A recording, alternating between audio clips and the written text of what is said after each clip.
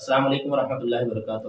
آج ایک بار پھر ہم آپ کے سامنے حاضر ہیں۔ آج کا وظیفہ چینل سے جن دوستوں نے ہمارا چینل سبسکرائب نہیں کیا ہوا وہ ہمارے چینل کو سبسکرائب کر لیں، بیل آئکن کو دبا لیں تاکہ ہماری آنے والی ہر نئی ویڈیو آپ تک بآسانی پہنچتی رہے۔ دوستو، ہمارا آج کا وظیفہ ہے کہ اللہ کی نعمتوں میں اضافہ چاہتے ہو، اگر اللہ کی نعمتیں زیادہ چاہتے ہو، برکتیں زیادہ چاہتے ہو، تو ایک بڑا ہی آسان اور چھوٹا سا وظیفہ ہے، اور تقریباً ایسا وظیفہ، ایسا لفظ ہے کہ جو ہر بندے کو ہی آتا ہے، لیکن جب تک بندے کو پتہ نہ ہو کہ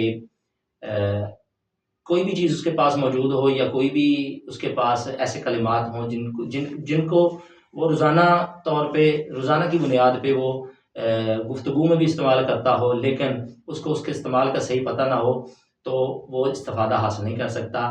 تو ہم آپ کو آج بتائیں گے کہ ہمارا جو آج کا وظیفہ ہے اس میں ایسا ہی لفظ ہے۔ ہم روزانہ الحمدللہ کا لفظ پتہ نہیں کتنی بار بولتے ہیں اپنی گفتگو میں، اپنے عام فہم گفتگو میں، دوستوں میں، احباب میں، گلی محلے میں آتے جاتے کہیں نہ کہیں یہ لفظ استعمال ہوتا رہتا ہے۔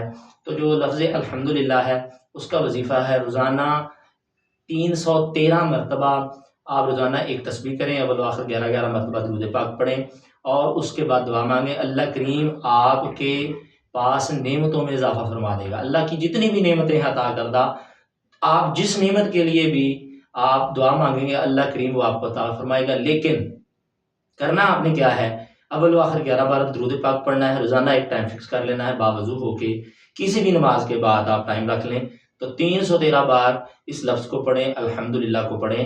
اللہ کریم آپ کو بے شمار نعمتیں عطا فرمائے گا، اور جس نعمت کی آپ کو حاجت ہوگی اللہ کریم وہ آپ کو نعمت عطا فرمائے گا۔ جڑے رہیے ہمارے چینل کے ساتھ، اور ہماری ہر آنے والی نئی ویڈیو دیکھنا نہ بھولیے۔ آپ اس سے استفادہ حاصل کریں گے۔ قرآنی الفاظ ہیں، قرآنی وظائف ہیں ہمارے پاس، حدیث کے مطابق وظائف ہیں۔ اللہ کریم ہمیں اس پر عمل کی توفیق عطا فرمائے، آمین۔